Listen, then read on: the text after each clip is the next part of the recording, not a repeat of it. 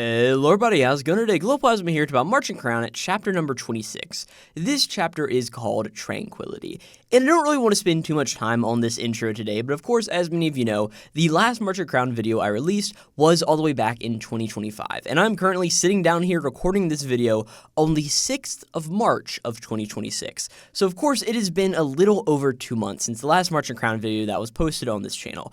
And no, I didn't drop this series, I am not going to. I'm going to continue to cover this series until it ends its run, whether or not I'm caught up for that moment, or if I'm not. But of course, the end of the school year really just bogged me down. I was so busy doing so many various things, and I just couldn't really sit down and make Märchen Crown videos. And of course, then I had my winter break, being I'm a college student, and I didn't have a microphone back home. I bought a microphone to try to be more professional making these videos and making content that I would want to listen to, and not what I think I made before, which was just content that was just existing out there and void and really devoid of any true meaning, right? And upon the rest of this, I got back to college, I was decently busy, and I'm now finally at a point where I have time to sit down and talk about all of these Märchen Crown videos, or all of these Märchen Crown chapters that I think are just so incredibly funny to talk about. I do want to go and put the disclaimer out right now that chapter 33 of Märchen Crown has come out at the recording of this video, though I have not read any chapter past chapter number 27, which will be the next video on the channel, hopefully tomorrow, but we're just going to go sit down and I'm not going to make any promises I can't keep yet. But with all that being said, I hope you are all ready, and really there's no reason to, not talk about this chapter any further. I've got a lot of chapters to catch up on, so let's just go ahead and get started. Of course, with talking about what happened last time in Märchen Crown. And it was pretty much the wrap-up of, or this chapter is truly the wrap-up of the Lefina, Cinderella, King Ela arc, all of that various stuff, the first, big true arc of this story. But along with that, the very end of last chapter was Ela fading away and Cinderella also dying in the moment, and the two of them are ascending up to the skies, to the heaven above. And that's where we ended off last chapter with Cinderella's body, turning into this big flower and just fading away here in the moment. And as we start off this chapter of Märchen Crown, again, chapter number 26, titled Tranquility, we just start off with a little bit of narration as we see Lefina is, holding Cinderella's dress in her arms and is just, crying over the body that is no longer there. As we just get narration, it says, "And just like that, Cinderella and Ela vanished like scattering flower petals," as Lefina's just dropping all of these tears on the ground, and she sort of starts to stand up, holding the dress with her, trying to regain a little bit of her composure. And she looks over, and she sees two glass slippers sitting on the ground, as the narration continues. In Cinderella and Ela's place, all that remained was a pair of glass slippers. The slippers, each adorned in a different color, were a final gift from the bottom of the couple's hearts. And after watching their friends accept such a gift, the two ascended to the heavens, where they would remain happily ever after. The end. As we see somebody in the moment using a fountain pen, of course, ink and all of that, fancy stuff, we also see the feather on, the back of the pen, and they're writing all of these words on a page in the book. And we see that the book gets slapped shut here in the moment as we get introduced to Andrea, who we now understand is Belina's witch. As she, puts the quill down and she's like, "Oh, but still, what a shame. It would seem that the couple she arranged failed to emerge victorious. Well, I already had my suspicions, but they were truly just doomed from the start. A couple bound by despair. Oh my gosh, it's just too tragic. They simply weren't the stuff of kings." As we see Andrea here in this moment, we see that she has got this big blonde hair, these big black eyelashes, and of course these big lips with just very puffy and all of this various stuff, and also a very well-rounded figure, if you know what I'm saying, wearing this, black dress that very much accentuates all of the curves and everything. And also right above, in the breast area, we see there's this big window almost gilded with a bunch of metal around, sort of opening up, giving a window on the cleavage inside there. As we see that Andrea is sitting here and she's like, "Well, whatever." And so the curtain falls upon the tale of the glass pair. Well, whatever, my duty here is done, as she then once again just opens up and then closes the book, and we see the storybook of Cinderella. And of course, whenever we got Cinderella's backstory a few chapters ago, it opened up on this image of like Cinderella kneeling down in front of this big mansion behind her.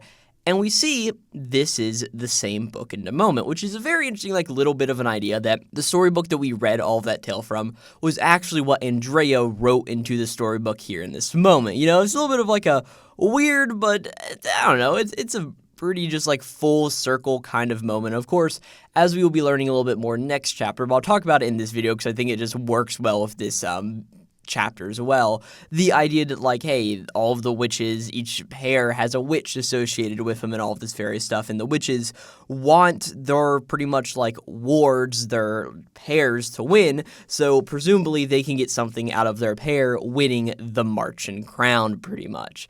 But with the Thorny Crown. It's not the Märchen Crown. I'm sorry, I forgot all of the series in-depth lore. But we just see in the moment, Andrea takes her, like, gray, or honestly probably like more of a green color. Like, of course, it's gray on the grayscaled manga pages. But she takes it over and drapes it over her head, obscuring all of her eyes, and very much looking like the witch, Madam Witch, that we saw at the very beginning of the series, who had Cinderella in the tower. But with all of that, Andrea's like, well, now shall we take a look at the tale of the tower pair? What does their future hold? And we then cut away from Andrea and cut to a few days later in the general land, as we just get some narration. In the following days, after Panzina had lost its king, along with the curse tearing the town lifted, the remaining people banded together to instate a new leader, opening a new chapter of restoration and recovery. Mikel and Rapunzel stayed in the castle town to tend to their wounds and fatigue, and assist Panzina's new ruler, Mihail, in his reign. Those few months were truly long-awaited days of peace and tranquility. As, of course, we just get some images here of, like, the destruction of the town and a bunch of people walking around fixing all of these various things. And, of course, hey, Mihail got instated as the new king, and we just see the keys going around. He's wearing more of a more regal outfit now and helping out everybody. And along with this, we just get some nice little shots of Mikel and Rapunzel just hanging out, having a good time, just enjoying each other's company after everything that's happened since they escaped the tower. Tear was happening, Cruz, Prince William, just all of this various stuff, or Guame, I don't remember how you say it, man. We'll deal with his character again at some point. And just like having a good little time. As sometime later, of course, we got the narration. A few months have passed at this point. We see that there's so many princesses in this series. We see that Rapunzel is sitting at a table with Lefina, and the two of them are sitting there. And there's somebody at the other edge of the table sitting with him, and then we see it's Mihail, and he's like, oh, so delicious. Lefina's cooking is really in its own league. Even the cooks of the royal palace can't hold up to what you can cook, Lefina. And she's like, hey, Mihail, now, like, just listen here to me. Do you realize how irresponsible you are being right now? Like, you're uniting the country. Like, you just can't come over to my place and just eat all of my food and frolic over here whenever you please. Like, it affects me too, you know? People keep saying stuff about what we are in town, and I love how Rapunzel looks over and she's like, oh, like, are they calling you the future queen? And we see that Lefina is just, like, eating some stuff with a fork, and she then just takes it as soon as Rapunzel says this, and stabs the fork into some steak right beside of her. And I just love the way that Rapunzel is drawn here. Like, all the sparkles, like, oh my gosh, what are they saying? And then immediately, like, you know what? I am slightly scared for my life. How about let's not do this? As Lefina's just leaning over, she's like, now keep quiet and eat your food. And Rapunzel's like, oh, yes, ma'am, yeah. Oh, sounds good to me. But Mihail is just, like, laughing, like, hey, whatever. Let them all say what they want. Besides that rumor, it might just become the truth before you know it. And, of course, we see that being the king, he's gained more confidence, as Lefina's even like, were you always like this? And we can tell, like, Mihail definitely has an affection here, and Lefina obviously knows it, and it's just one of these, like, back and forth sort of debates here, right? As she just points to him and says, like, hey, there are more suitable partners for you than someone like me anyway. Like, you're the ruler of this country, you know? And he's like, hey, you're the daughter of a lord or a princess from another kingdom. Like, just find somebody else, pretty much, right? as we see as all of this, like, is happening and Lefina's pointing over, we get an image of everything sort of, like, taken back a little bit, as we see this pair of glass slippers sitting on the cabinet behind all of them. And as this happens, Mihail sort of looks forward and says, like, no, it's quite the opposite, Lefina. The thing is, I'm the one who is not yet worthy of you. I'm going to become a respectable man deserving of a strong and beautiful woman like you. And when that day comes, well, I'll come for you. And we see that Lefina looks forward and, like, her eyes sort of droop a little bit and she just closes them and sighs like, ugh. And Rapunzel's just, like, clapping over in the background like, oh, how wonderful. That's just true love right there. And to all of this, she's like, I'm rooting for you, Mr. Mihail. You can do it. And he's like, aha, that's very encouraging. I'll be counting on you then, Rapunzel. And Lefina's like, okay, you know what? Finish eating, both of you. Like, Rapunzel, get out of here. Go meet Michael already, right? Trying to just, like, shove everybody out of the general area, right? But we see in the town, construction efforts are just continuing going on. People are rebuilding all of these houses that were destroyed whenever all of the glass thorns were sprouting up around the kingdom, just destroying everything. And we see there's just some guy in town, and he's like, hey, Michael, good work today. I'll see you again at work tomorrow. And Michael's like, yeah, of course. Yes, sir. And he's then like, hey, Michael, you know what? My wife made some extra bread the other day, and we've got just so much at home. Hey, take this. You also haven't eaten since the morning, right? And he sort of goes over and hands Michael a little bit of bread, and we see that he stuffed it with, like, some vegetables, and it looks like almost like a little bit of a sandwich almost. And he's like, oh my gosh, like, thank you very much, sir. And as he's sort of looking down at this, his lips is almost, like, quivering a little bit as he's just staring at it. And we also see, like, one of his eyes, his right eye is still bandaged up here in the moment. And eventually Rapunzel comes running over like, hey, Michael, and just, like, waving all about. And we see this construction guy, like, presumably Michael's boss right now, is just like, oh, look, your adorable girlfriend's here to pick you up. And we see that he walks over and has, like, this bag of sweets for, and all of these other townspeople just come over and just, like, start handing Rapunzel all of this various food. Like, one of them's like, hey, take these. These are hand-me-downs from my daughter, pretty much. And, oh, I've got some vegetables for you here, too, Rapunzel.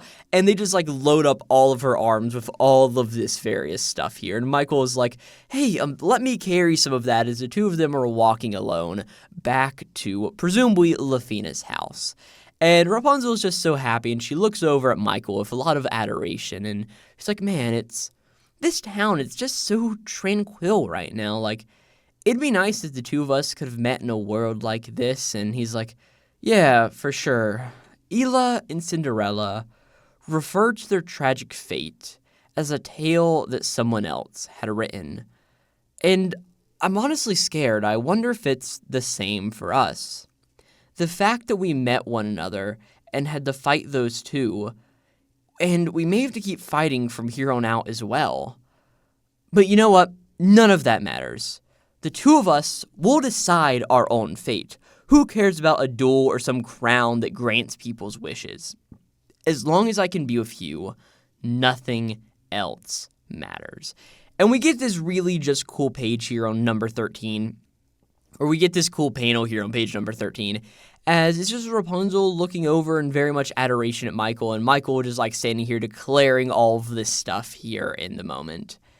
And Rapunzel just looks up and she's like, hey, Michael, then maybe, just maybe, is it okay for us to just stay here forever? I mean, we can help Miss Lefina and Mr. Mihail, and we can befriend all of the townspeople, and someday we'll grow up, and then we can get married and happily live out the rest of our lives forever. And Michael was like, yeah, that would be nice. And the two of them again walk in silence for another second, carrying all of these gifts from the town, as Michael notices something out of the corner of his eye. And he sees an alleyway where flower petals are almost coming out of it pretty much and forming a trail on the ground. And he walks over and is like, oh, hey, look, Rapunzel, there's flower petals here. And he's like, these are just like the ones that fell after our battle with... And he looks up and he sees a trail of them on the ground leading deeper in to the alleyway. And Michael's like, could it be that, like, somebody's calling out to us? And Rapunzel's like, wait, like, Miss Bellina? As of course she remembers the whole view of whenever Bellina went through, stabbed herself with the piece of glass. As remembering all of this, Rapunzel's like, let's hurry, Michael, like, we might be able to see those two again. And she starts to run down the alleyway into all of the shadow. And she leaves Michael behind here, who stands here, like, holds out a hand, and he looks and like, wait, Rapunzel! As we just get an image of his eye with Rapunzel just running out of his sight and the back of hers just burned into an image on his eyeball almost. As we get some narration to end off the chapter. Don't go. That was the feeling in Michael's gut. But inevitably, he chased after Rapunzel with a sense of foreboding that they would once more be drawn back to their fate, pinned by another's hand. And if we end up this narration, we just see a panel of Michael running and catching up right next to Rapunzel. The two of them kicking up all of these flower petals up into the wind as they once more are heading towards the fate that they wanted to avoid. And that's where we end this chapter of Märchen Crown. Now, this chapter is a very interesting one, not only because it's like the calm before the storm once more. Like, it seems like we honestly may just be leaving off the story with, like, Lefina and all of this various stuff. Like, yeah, Lefina and Mihail, they were important characters for a little while, but you know what? Lefina doesn't matter anymore because Bellina is dead. Terrible take. Lefina is my favorite character in this series by far. But now sort of leaving the two of them out, and we're now heading on further down the way to a new story, a new tale, probably meeting another pair of some sort and just seeing where the story goes from here, you know? But along with this, we get the whole idea that there are probably a witch for every single pair out in the world. And it also is like, okay, how many pairs are there? How many fairy tales can we reference here in a moment? Like, I will go and say this, spoilers for what's upcoming next in Märchen Crown, but I know it's sort of like a Little Red Riding Hood thing, sort of like the big bad wolf, something going on there. I don't really quite know, but I've seen like the thumbnails and it's very obviously like a Little Red Riding Hood inspired character. But with all of that being said, this was just a fun chapter of Märchen Crown, but it does leave us on a little bit of an awkward note with the end of last arc as well. As like, guys, do we know what the whole point of the Ankle Reavers were? With capturing all of these feet and just having them around? Do we know? I don't think so, and it's just a little bit of like, I feel like we could have had a more succinct conclusion explaining a few other things, like, okay, we had Mihail set up as he was a prince.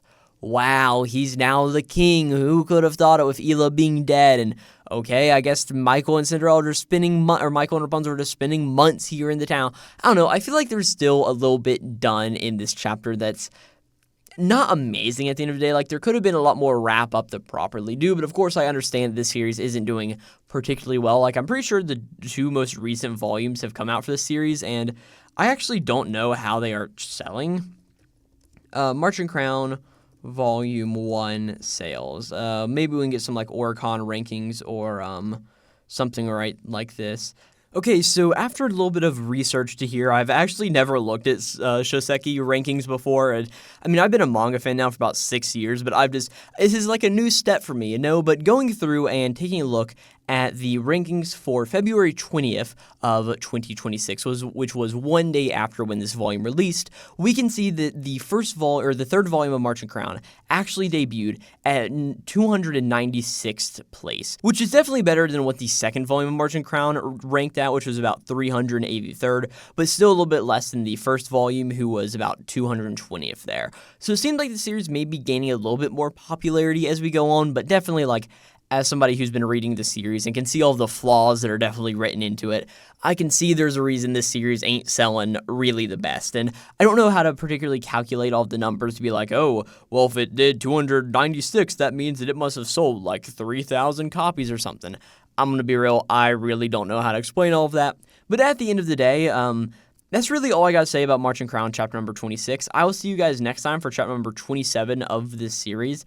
I've been talking about it since literally the day the first chapter came out, so go check down in the description box down below or on the end card of this video as well. All of those videos will be in a playlist there, and yeah, with all of that, I'll catch you guys next time for Märchen Crown chapter number 27. Until then, this will be Glowplasma, signing out.